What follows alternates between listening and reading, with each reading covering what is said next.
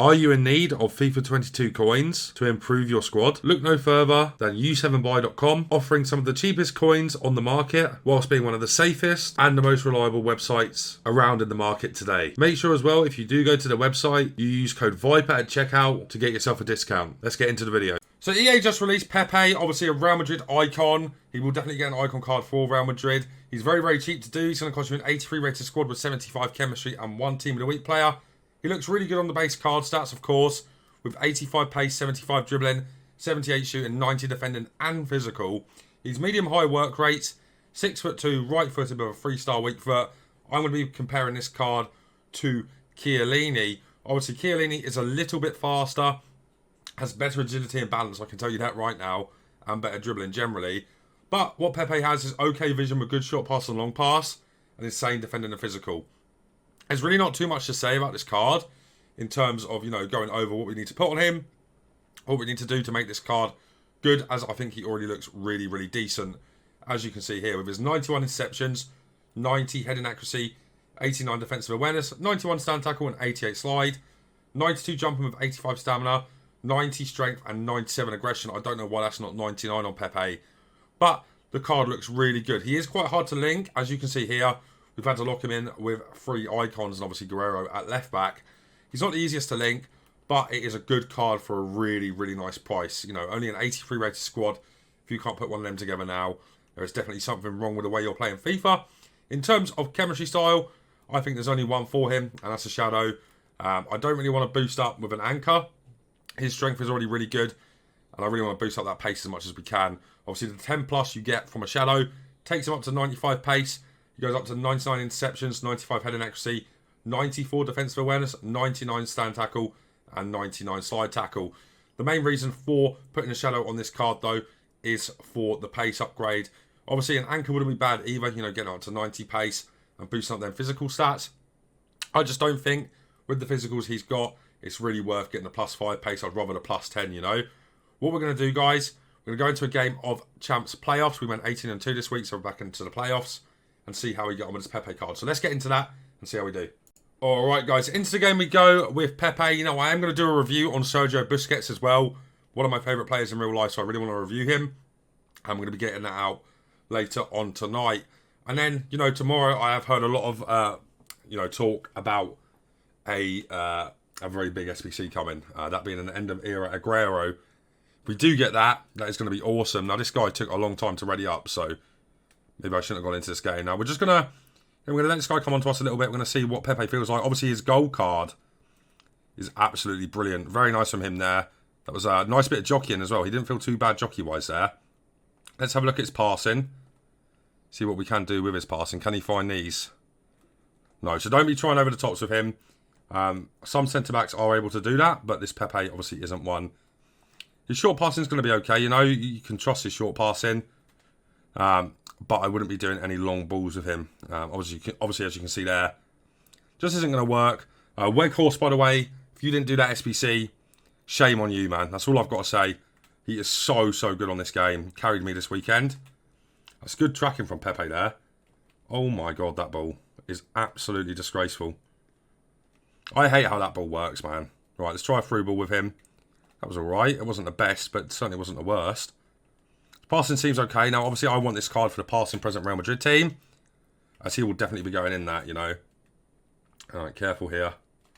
He's going to look for that ball there. Maldini's done really well. I love Maldini as well, man. All right, it's good an out ball there. We've got one there too. Look at that. Oh, Deckers, you've got to find that better than that. Di Lorenzo into Bellingham. Bellingham into Sancho. Sancho into Weghorst. And Weghorst doesn't miss those. He definitely doesn't. That's 1-0. This guy's going to rage quit. Let's get into another game. Alright, guys. Going into game number 2. Let's see what we can do with Pepe in this one. Oh, my God. That is a nice team. He's got Mainan in net. He's got Hullet Prime. He's got Prime Puskas. Headliner Mohamed Salah. He's got Bobby Carlos mid. That's a cool team, man. He's got that Walker, who I think is absolutely dreadful on this game, by the way. Yeah, it's a good team. Let's get into the game and give Pepe another go. It was okay in that first game. We didn't really get to try him out too much. But when he did get the ball and, once we got the challenges in with him, or the challenge, I believe, he was really nice. So you can't really fault him in that first game. Now, if he's this solid, you know, and you've got a lot of icons in your team, this might be a card that you should really consider completing. I love his gold card at the start of the game, and obviously, you know, the game's definitely developed a lot more since then. But I do think, go on then, Caligiuri, have it. What a finish that is. What a finish. Caligiuri, that card is so good as well. Are you going to kick off, pal? Please kick off. This guy's going to rage quit as well. Let's get into another game. Alright, guys, he's finally back. He scored an own goal by accident, and he's now decided to come back. So, we're 2-0 up. And yeah, cruising, really. He did feel a bit heavy there. Oh, God, Pepe. No, no, no, no, no, no, no. He felt very heavy there, guys. He felt very heavy. Nice. I like his boots, though, if that's anything to go off. I do like his boots a lot. And obviously, as I said as well, for that passing present team, he's a must-have, really, isn't he? I really don't like his passing, though. His long pass. That was a good pass, but we should be looking to get this guy to rage quit, to be honest, because he's all over the shop. There we go. Thank you very much. How on earth has he missed that?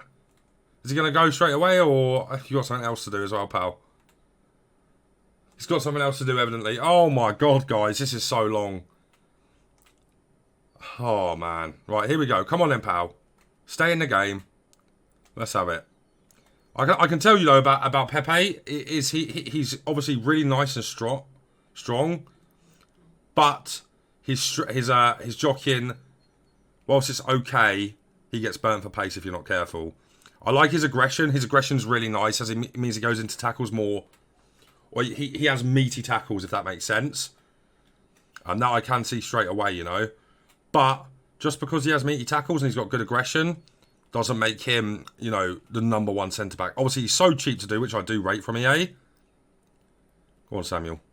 Go on, Samuel. Go on, Samuel. Play that to the back stick. Caligiuri's there, and he's missed it. Would you believe it? Oh. I think that about sums up this game, guys. I'm going to actually cut you off here and bring you back to the next game. Look at that aggression. Oh, my God. Pepe's driving us out as well. Look at my man go. Good strength there. Alright, guys. So my review on Pepe is done. That guy that we just played there stayed for the entire game. I don't know how. He held the ball for way too long. But I have a lot of things to say about this card. First of all, straight away, he's not better than Chiellini. He's cheaper than Chiellini by a considerable amount. So you have to take that with a pinch of salt, of course. This card is still good, though. As you'd expect most cards to be that come out nowadays, they're going to be very, very juiced and very good. Now, the shadow is important on this card. Need that pace boost. He does still feel a little bit slow in game. His agility and balance is a bit of an issue, especially in this part of the game cycle. And I've got to take this, you know, into consideration with his price as well.